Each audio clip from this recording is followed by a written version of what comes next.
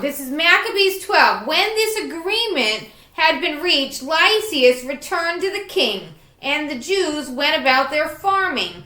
But some of the governors in various places, Timothy, Apollonius, the son of Genonius, as well as Hieronymus and Demophon, and in addition to these, Nicanor, the governor of Cyprus, would not let them live quietly and in peace.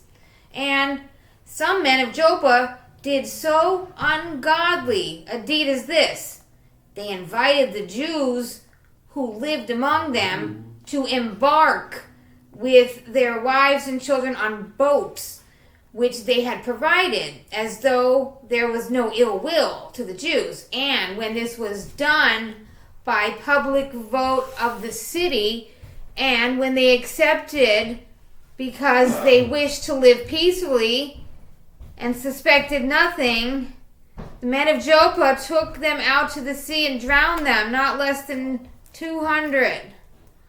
When Judas heard of the cruelty visited on his countrymen, he gave orders to his men, and calling upon God, the righteous judge, attacked the murderers of his brethren. He set fire to the harbor by night and burned the boats and massacred those who had taken refuge there. Then, because the city gates were closed, he withdrew, intending to come again and root out the whole community of Joppa.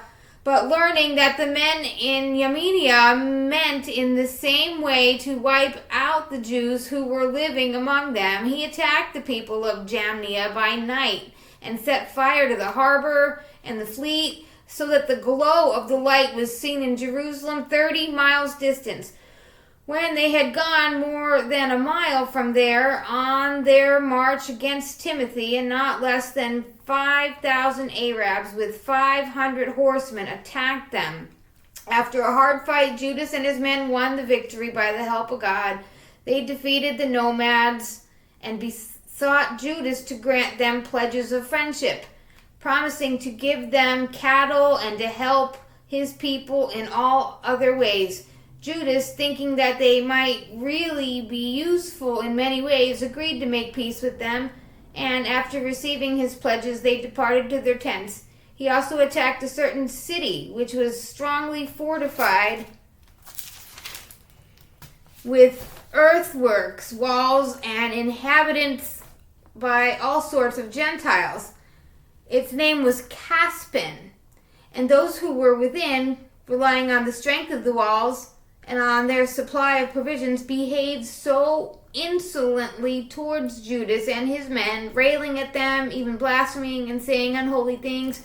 But Judas and his men, calling upon the great sovereign of the world, who, without battering rams or engines of war, overthrew Jericho in the days of Joshua, rushed furiously upon the walls. They took the city by the will of God and slaughtered an untold number, so that the adjoining lake, a quarter of a mile wide, appeared to be running over with blood. When they had gone 95 miles from there, they came to Charaz, to the Jews who are called Toubaiani. They did not find Timothy in that region, for he had by then departed from the region without accomplishing anything, though in one place he left a very strong garrison. Dositheus and Sopater were captains under Maccabees. They marched out and destroyed those whom Timothy had left in the stronghold, more than 10,000 men. But Maccabees arranged his army in divisions and set men in commands of the divisions, and hastened after Timothy, who had with him 120,000 infantry and 2,500 cavalry. When Timothy learned of the approach of Judas, he sent off the women and children and also the baggage to a place called Carnaim, for that place was hard to besiege and difficult to access because of the narrowness of all the approaches. But when Judas's first division appeared, terror and fear came over the enemy at the manifestation to them of him who sees all things, and they rushed off in flight and were swept on this way and that, so that they were injured by their own men and pierced by the points of their swords. And Judas pressed the pursuit with the utmost vigor, putting the sinners to the sword, destroyed as many as 30,000 men. Timothy himself fell into the hands of Dositheus and Sosipater and their men, and with a great guile he besought to let them go into safety, because he held the parents of most of them and the brothers of some, and no consideration would be shown to them. And when with many words he had confirmed the solemn promise to restore them unharmed, he let them go for the sake of saving their brethren.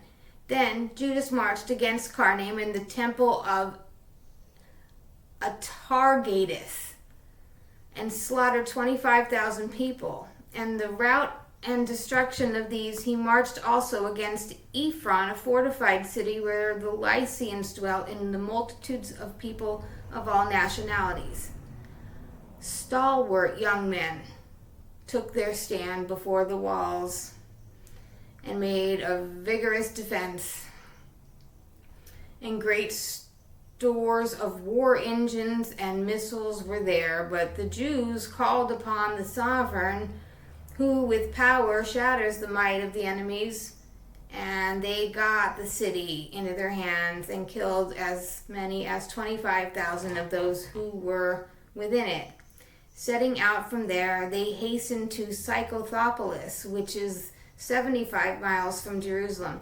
But when the Jews who dwelt there bore witness to the goodwill which the people of Scythopolis had shown them, and their kind treatment of them in times of misfortune, they thanked and exhorted them to be well disposed to their race in the future also. And they went up to Jerusalem as the Feast of Weeks was close at hand. After the feast, called Pentecost, they hastened against Gorgias, the governor of Idumea, and he came out with 30,000 infantry and 400 cavalry. When they joined battle, it happened that a few of the Jews fell. But a certain Dositheus, one of Bacchiner's men, who was on horseback and was a strong man, caught hold of Gorgias, and grasping his cloak, was dragging him by the main strength, wishing to take the accursed man alive, when one of the Thracian horsemen bore down upon him and cut off his arm. So Gorgias escaped and reached Marissa. As Esdras and his men had been fighting for a long time and were weary, Judas called upon the Lord to show himself their ally and leader in the battle, in the language of their fathers. He raised the battle cry with hymns, and he charged with Gorgias' men when they were not expecting it, and put them to flight. Then Judas assembled his army and went to the city of Adullam. As the seventh day was coming on, they purified themselves according to the custom, and they kept the Sabbath there. And on the next day, as by the time it had become necessary, Judas and his men went to take up the bodies of the fallen and bring them back to lie with their kinsmen in the sepulchres of their fathers. Then, under the tunic of every one of the dead, they found sacred tokens of the idols of Jamnia, which law forbids the Jews to wear. And it became clear to all that this was why they had fallen.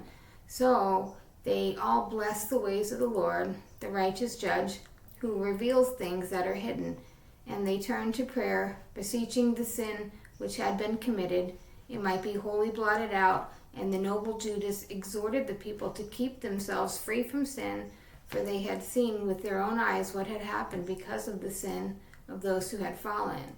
And he also took up a collection by man, to the amount of 2,000 drachmas of silver, and sent it to Jerusalem to provide for a sin offering.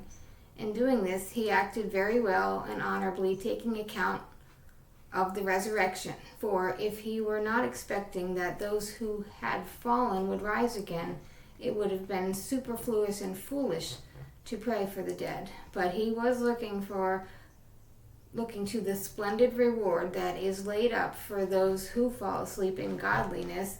It was a holy and pious thought. Therefore he made atonement for the dead, that they might be delivered from their sin.